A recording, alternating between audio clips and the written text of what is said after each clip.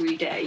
Well, our next guest, sitting next to me here in the studio, Sarah Gaish, is the woman with the answers. Hello. Hello, welcome to Future Radio. Thank you. Now, Thank you. First of all, I love the name of your company, the Happy Lunch Club. Excellent, thank you very much. Yeah, quite a strong brand. Everybody knows when they see the logo. You know what, I hadn't even noticed Got your my hoodie. Looking good with a big smiley face. It's lovely. Now tell us about it. What is it? How did it come about? Where did you get the idea from? Okay, so I've been up and running since January last year, so nearly 2 years now.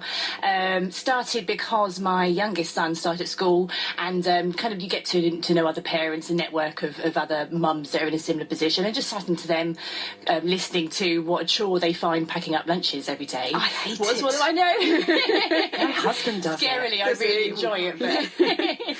But so yeah, kind of talking to other parents. I tried initially to set up a kind of circle where we could make each other's children's lunches for like a week on, week off. Just to, I know that was the plan, but it didn't work at all. And so that's what kind of set me off thinking about this. And at the time, there was quite a lot of stuff in the media. You know, Jamie Oliver's campaign for school food, and I was looking for a way to earn money that would work around my responsibilities as a parent, which, you know, as a mum can be really, or as a parent can be really difficult. So that's where it all kind of came from.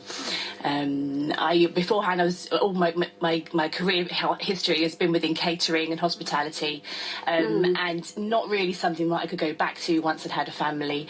And so yeah, just kind of born out of the need to earn some money, something that I was passionate about because I'm a real foodie. Yeah, no, and good for you. I something get that in a big way. That's, yeah, no, good. Yeah, thanks. So you knew all about food. You knew what good things were. You knew what's going to fill the kids up. Well, that kind of thing. From a child's point of view, absolutely. I'm quite a proactive mum. I'm really, into inspiring my own children and getting them to try new foods. And so, yeah, I'm not going to say that I've got a massive knowledge of children's food, but because I'm passionate about my own kids' lifestyle they're eating, yeah, it's something that I've done a lot of research in, and just talking to other parents. And there's masses of information on the internet as well if you're into it and want to find out more. So how does it work? Okay, I had to get permission from schools first of all, and so once they said yes, I can go in and run my service, I then publicised what I'm doing through the school to parents. There is a menu available online and also within the school office, and then parents use that menu to place an order. They do it by Fridays, and then they're ordering for the following week. Or some parents just order for the entire half term, get the whole lot out of the way, and that's job done. Killer question. Yeah, Is go it for it. expensive? Is it what, sorry? Expensive. No, not at all. No, not at all. £2.20 per day, which is in line with what you already pay. Or if you want to go for a week deal, then it's £10 a week. So if you look at, what it already costs you to make a packed lunch yourself for your kids, you're coming in at about £1 mark. So if you're doing it for a week, you're only paying me a £5 to get me to make your children's lunches, do the research. Oh, you're not at my school, though. It's so unfair. Well, yeah, let's go. Yeah, I'll Plenty link of you up, scope. babe. Yeah, cool, do. Thank you. So they order this stuff online, so Yeah. the stuff that, the packed lunches, food, that it yeah. gets delivered to the child's school. Yeah, it does, yes. I encourage children to look at the menu with their parents, so they're involved in making the choice as well. And there's quite an extensive menu. It changes each half term. I use local produce wherever I can. I'm homemade stuff, homegrown stuff. And so, yeah, whatever I can't get, I'm afraid it's from one of the major supermarkets at the moment. But so it's all delivered fresh to order each day to the school in a cool box, and then handed out in the same way as home sent packed lunches are. So the one real bonus for the kids as well as all parents is that they take the bag home at the end of the day. So parents also get to see what's been eaten by their child at lunchtime. That's good. And I must say, my nursery, my son goes to there. He has a packed lunch there, Right, yeah. and they very quiet, very sweetly, but they wash everything up. yeah, so you've which not is very a clue. kind of them. But I do like to know. I like to know what he's had to eat, and Yeah. he's only 3.5, so he's Yeah. not going to tell me. And when he comes home grumpy at the end of the day, you Yeah. can understand why, because he's hungry, because he's not eating Yeah. what's in his Yeah. lunch. So yeah, that's a real bonus point for parents. And what kinds of things do you put in the lunch boxes?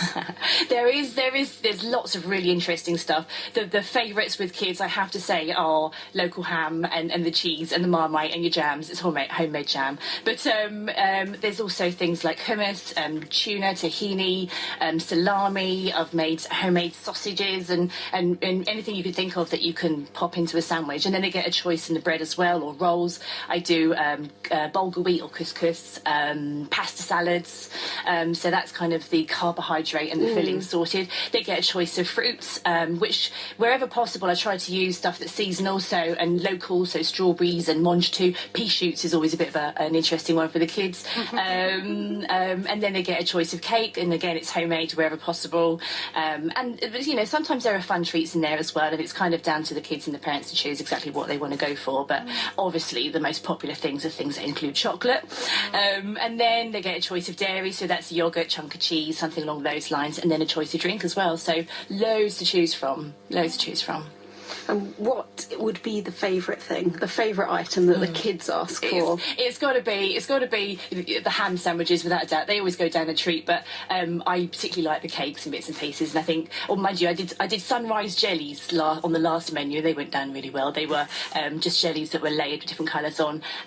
Cakes, I did some cake pops last term as well that went down really well. And kids didn't even realise, but there was a portion of fruit in each one. It was like chocolate but raisins and other dry bits and pieces that went in. So Fridays always go down really well because it's Funny Friday, so every joke gets a little lunch in. That's how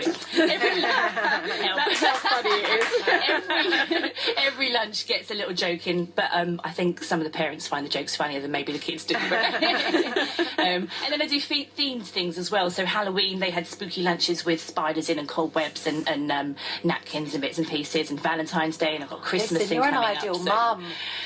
Yeah, I've clearly got too much time on my hands. So you must spend all day lunches. Yeah, it's full on. It is full on, but you know, it's something that I'm really passionate about, so I don't mind. But at the same time, it fits around the kids too. So you know, my own family commitment. So it's win-win for me at the moment. And how easy is it to get schools to agree to this? Because presumably they'd be worried about their own lunch services, which they have to pay for, which they're trying to encourage to make some kind of profit or at least break even. Yeah, no, absolutely. Does it take away from that? No, not at all. Not at all. Across the country, the average figure is a take-up of 46.3% of kids that have school dinners. So that actually leaves another 55% of children that are bringing in packed lunches, and those are the kids that I'm targeting. I don't wish to compete with school dinners in any way. You know, that obviously has a fantastic purpose, and that's fine. So it's really, I think it tends to be more working parents as a rule who go for my service because they're just too busy. You do get into habits. I mean, my kids do eat relatively healthily because I'm into that, so they do. However, I know that I get habitual with things because of time and all the rest of it, and it's difficult to, you know, Monday, Tuesday, Wednesday, Thursday, Friday, you know, they might have a selection of a varying food, but all of which will be copied during that. Do you know what I mean? During that week. Well, it's food your kids will eat. If you buy stuff, you know, if you buy some hummus or whatever it is, some hummus and, you know, cucumber, blah, blah, you know, you're going to want to use it up, aren't you, as well? Exactly so they might love it on the Monday, but by the time it's got to, like, Wednesday, they're like, really, Mum, more hummus, you know? So for me, the variety is the thing that's really appealing with what you do. Because, you know, they can have something different, you know, every day, which you could just be, as a kid, that would be great, wouldn't it? Definitely. What have I got today, you know? I have had quite a few parents who've come to me, actually, whose children are having real problems with what they're eating or not eating at school. And I've been able to work with those parents and those families and kind of adjusting what I offer to suit that child, just to kind of get them into the habit of eating proper food at lunchtime. And I've done referrals across to Beat as well. You know, there are children, unfortunately, who do have real difficulties in eating. And where I can't kind of provide much advice for that, at least I've got a link where I can connect that through. So and that's been really beneficial to those families. So doing some good as well. Absolutely. Have you got any plans to go into secondary schools? Because I'm presuming this is all primary school so far. There's massive scope. Primary schools, nurseries, secondary schools potentially. And there's been a lot of interest, not just sort of within the county and the local business community, but nationwide and even beyond, from other parents who are looking at, you know, the possibilities of doing something similar. So long term, you know, maybe some franchising. I really don't know. You could go global. Oh yeah. We could be looking at a future multi-billionaire. I do dream. But there's been lots of kind of support along that stream. So we'll see how it goes. But, had some nice awards this year as well. Got through as a finalist in the school food category with the ETP Business Awards, Food and Drink Awards. Sorry. Brilliant. Well done. going along tonight as well to the Future 50 programme presentations as well. I've got through as one of the top 50 entrepreneurs in the county, and part of that kind of networking setup too. So that's quite exciting for me. So it's going really well. Yeah. And I have to say, you're very, very full of energy, which I suspect you have to be. No, it's a good thing. I'm not saying, you're very full of energy. It can be annoying for very some depressing. People, but no, definitely, and there's no point doing something if you don't, really believe in what you're doing. So that kind of gets me through. So immediate future, let's get past Christmas first. Fair enough. Happy birthday to Christmas, do it. But next year, I do. Do you and your kids eat bad food over Christmas? Tell us that, Sarah. Yeah, absolutely. No, of course. And there's that kind of the whole. I don't always have time to cook great meals for the family either, and it does make me feel really guilty. But then there's that kind of the flip of that is that when you do make something that's really homely and wholesome, it makes you feel great. And I think that's something that parents find with the lunches I do as well, is they know that love has gone in and that kind of care and thought has gone in, so they don't have to feel guilty. Lovely. So Sarah, tell us the website address, how people get in touch. It's www.thehappylunchclub.com.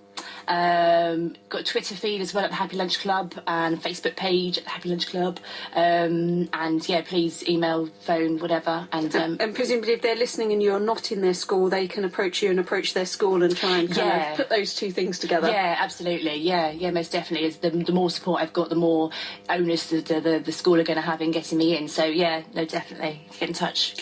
And birthday parties, events as well, whatever your needs might be, then by all means, let's have a chat. Have some happy lunches. Sarah, thank you so much. Thank you. Very best of luck. Thank you.